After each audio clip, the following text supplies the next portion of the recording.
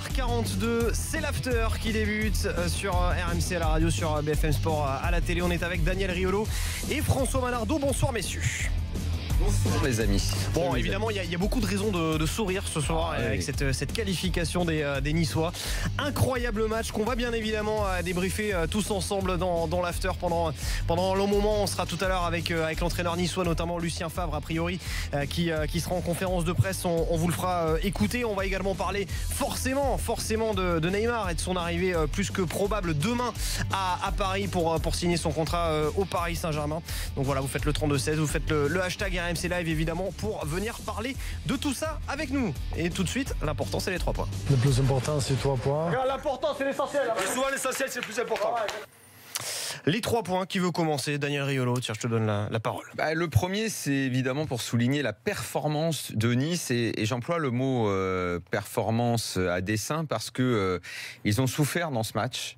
Il y a eu des moments où on les a crus en perdition, et si je parle de performance, c'est parce que ils ont su résister et profiter de leur peu de moments forts pour quand même aller mettre 2 buts.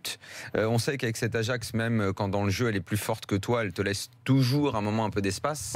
Elle manque, on le sait, d'expérience. Tout simplement, c'est une jeune équipe. Et performance enfin, parce que aller au dernier tour préliminaire, là, je ne sais pas comment vous l'appelez là dans les règlements du FA, le play-off, ça t'assure aussi d'avoir une vie européenne, puisque au minimum tu es en Europa League. Donc la performance de ce soir, elle revêt plusieurs aspects qui sont intéressants. Le deuxième point, il y a plein de mecs de l'Ajax que j'ai trouvé extraordinaires, j'en parlerai ensuite. Mais il y a un type qui j'ai envie de mettre en avant parce qu'il est dans l'équipe qui est qualifiée, et que même si Nice avait été sorti, on en aurait quand même parlé, c'est Jean-Michel Seri qui a fait un match fabuleux. Lui, même dans les moments très faibles de Nice, c'était le seul qui arrivait à mettre la tête hors de l'eau. Il en fait énormément sur le terrain, beaucoup. Et sa performance, évidemment, doit être soulignée. Puis le troisième, pour dire que, et là encore, qu'il soit éliminé, comme quand ils ont perdu la finale de l'Europa League, moi j'adore cette équipe de l'Ajax. J'adore ces jeunes. S'ils s'étaient qualifiés, peut-être qu'on aurait parlé plus de Ziyech, de Younes, de Sean ou Chaunet, je ne sais pas comment il faut dire. De Dolberg. De Dolberg. Du petit Kluivert. Dolberg qu'on pourrait voir en Ligue 1, on le disait hier. On pourrait. Monaco est dessus en tout cas. Mais encore plus maintenant. Oui. Puisque la carrière européenne de l'Ajax s'arrête là maintenant.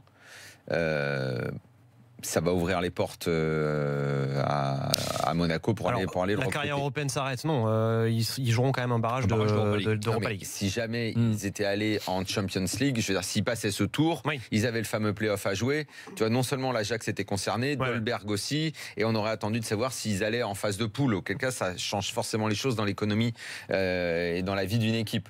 Là maintenant, je pense que ça peut laisser une porte d'entrée pour Monaco s'ils veulent le prendre. Mais on en parlera plus tard au moment du mercato. Voilà mes 3 points. Moi, le premier point, c'est quand tu l'évoques dans le panorama du football français il y a encore quelques temps, l'OGC Nice éliminait l'Ajax Amsterdam. C'est difficile à croire. L'OGC Nice éliminait l'Ajax finaliste de la dernière Europa League. Par rapport même à la saison et ce qu'avaient démontré les Niçois, on se disait que le tirage était difficile, compliqué, et finalement il passe. Une qualification méritée, même si la domination a loin de là été totale, mais absolument rien n'est dû au hasard pour le club de la Côte d'Azur, mais tout est dû au travail. Le travail de Jean-Pierre River, le président, qui a une stratégie et une politique qu'il met en place avec les bonnes personnes. Je pense dans ces bonnes personnes, évidemment, comme tout le monde, au coach suisse, à Lucien Favre, qui a eu le bon goût de rester sur la Côte d'Azur et qui récolte en partie ce soir les fruits de son travail. Et un travail qui va continuer à progresser avec l'ouverture du centre de formation, l'inauguration dans quelques semaines, début septembre. Le deuxième point, tu parlais de série. Moi, je veux souligner la performance héroïque parce qu'il n'avait plus joué un match en pro depuis le mois de février dernier. Oui, bien sûr, il faut parler de Léa et de ce qu'il a fait ce soir, bien sûr. Parce que je m'étais un peu renseigné avant le coup d'envoi et ils étaient sceptiques du côté du staff niçois sur 90 minutes dans ses jambes. Et il les a tenus. Il a fait 94. Et comment il les a tenus? Il aurait même pu marquer un but avec un peu plus de lucidité. Et le dernier point, pour pas rester planté dans ma Côte d'Azur d'adoption, c'est évidemment, on va aussi en parler dans l'émission, c'est Neymar.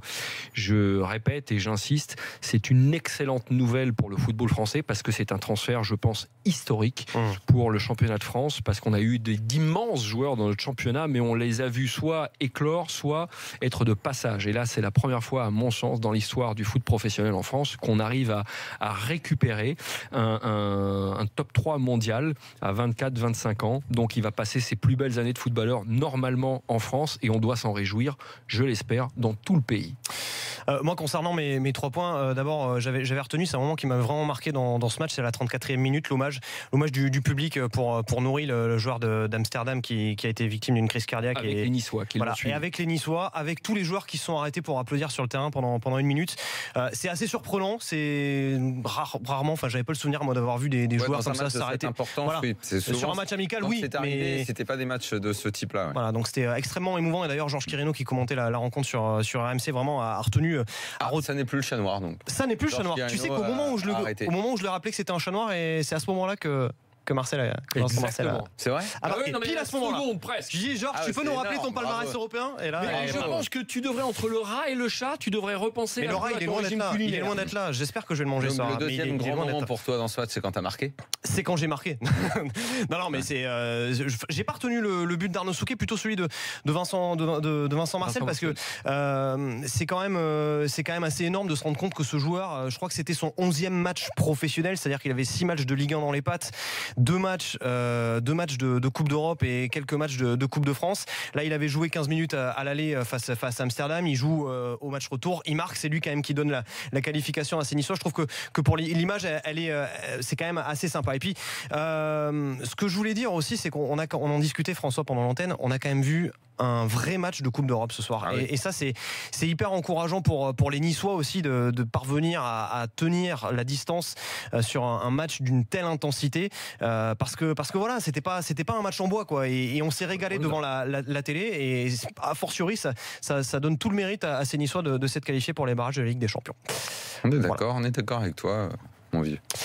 Débriefons plus en détail. Tiens, on accueille Quentin, supporter de l'OGC Nice, qui a fait le 32-16. Salut Quentin. Salut l'after. Salut. Ciao Quentin. Bon, magnifique ce qu'a fait Nice. Je sais pas si tu as déjà vécu une telle joie de supporter, toi. Oui, j'ai déjà connu une voix aussi grave, mais alors avec cette émotion, jamais de ma vie. Moi, je suis encore assez jeune, donc là, j'ai vécu le match avec mon père. C'était extraordinaire. Je pense que c'est le mot, parce que surtout vu la physionomie du match, on ouvre le score assez tôt, on domine le match, contrairement au match aller en début de match. On domine le match, on impose notre jeu, et plus le temps passe, plus on se découvre, un partout à la mi-temps. Ça n'a pas duré longtemps, la domination de Nice.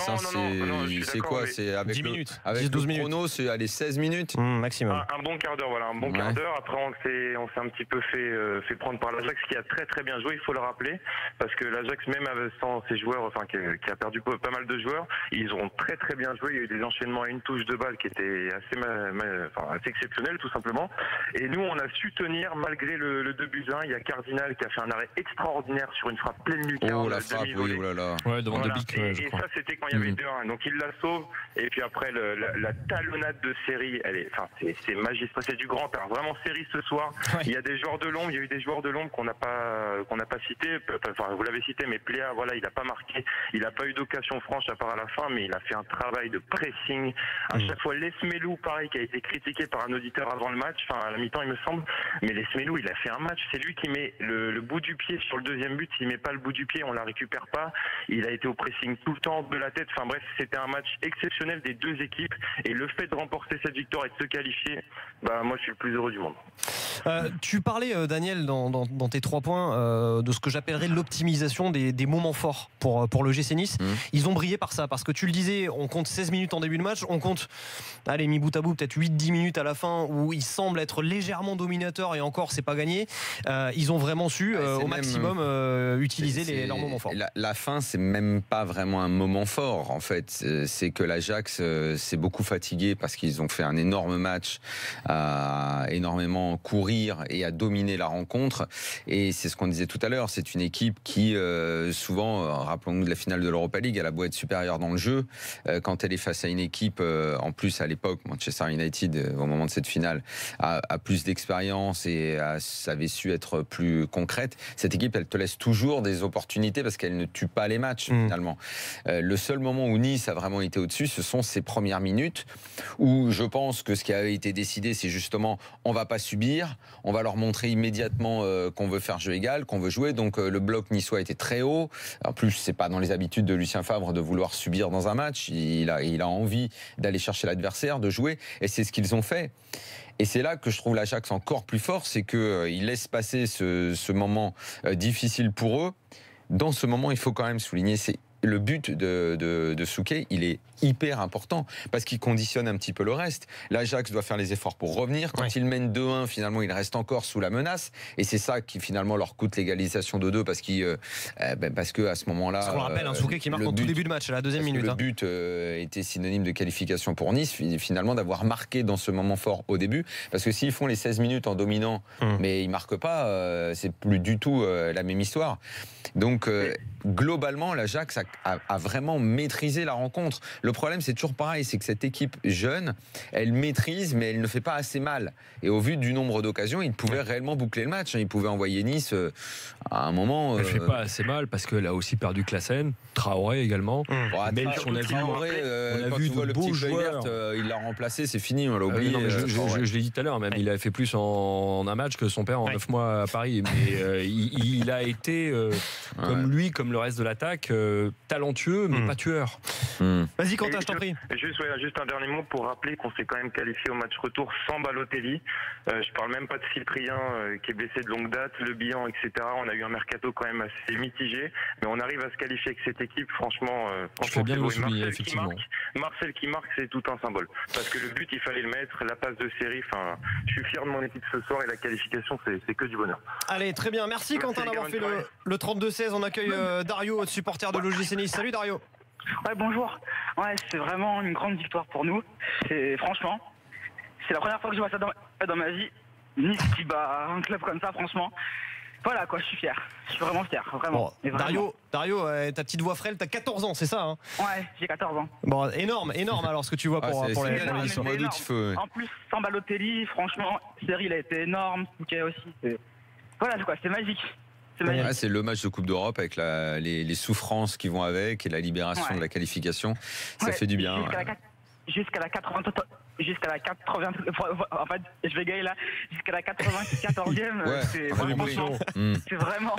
Et en plus, s'ils vont en phase de poule, tu pourras pas voir les matchs parce que c'est le soir en semaine, t'as école le lendemain. Oh, donc là, c'était bien en mois d'août. Non, il peut avoir un peu la permission. Mais ouais. Mais ça va être très très très difficile quand même. Là, vu le plateau qui reste. Faut voir le tirage. C'est quoi la chance? Les chances. Alors, grosso modo, si nos calculs sont bons, les chances au tirage pour l'OGC Nice, ça va quand même être du lourd. T'as le FC Séville, t'as Liverpool, t'as le Napoli, t'as le CSK à Moscou qui a donc fait comme Nice le 3e tour préliminaire de la Ligue des Champions, et t'as le Sporting. De chapeau, ils peuvent vraiment jouer contre eux. C'est l'un de ces 5 adversaires a priori qui sera pour Nice. Sur les 3 premiers que tu as cités, là, c'est vraiment super dur. Ouais. Après, les Russes, ils sont en plein régime. Ouais. Et le Sporting, tu sais jamais ce qui peut arriver. À tout prendre, vu le plateau, tu te dis Moscou en choix 1. Sporting en choix 2. Et les 3 autres, tu veux les éviter. On a vraiment nos chances contre Séville. Par contre, l'équipe, franchement, l'équipe à pas tirer, c'est Liverpool ou Napoli. Mais sinon, même Séville, ce sera compliqué, Séville. Dis Dario, très compliqué. Dario, t'es au courant qu'on est champion du monde et champion d'Europe en 98 et 2000? Parce que t'étais pas né, toi. Non, que non. Je suis pas du tout au courant. Bon, Dario, merci d'avoir fait le 32-16. Bonne saison à toi. On accueille Julien, autre supporter de Nice. Vous êtes très nombreux à nous appeler au 32-16. Salut Julien. Salut les gars. Ah bah, disons. C'est la folie. Si on avait un doute sur le fait que t'étais content. C'est la folie niçoise. Je vais commencer mon analyse. T'es à Nice là? Arnaud, va falloir manger le rat, Arnaud. Ah non, pas encore. Ah oui. Et pas encore les gars. Phase de poule de la Ligue des Champions, j'ai dit. J'ai pas entendu ça. Ah si. Non, il a dit phase de poule. Il a dit phase de poule. Mais bien évidemment. Là-dessus, il faut être honnête, les gars. C'est pas que je le défends, c'est que c'était clair comme ça. Bon, il a pas parlé de la recette. Julien, je t'en prie. Eh ben écoute, je sais pas si je suis extrêmement heureux. J'avais en plus à la mi-temps, je suis passé chez vous. 2-2, j'ai le pronostic. J'ai tout bon. Je suis content. Super prestation des combattants, sachant que bon, on n'avait quand même pas une équipe, on n'a pas le mercato encore. Hein. Il va commencer maintenant pour nous, mais voilà, ce serait bien que pour le play-off, t'aies et Balotelli et une bonne recrue, Georges Schneider. Là, ça aurait de l'allure là.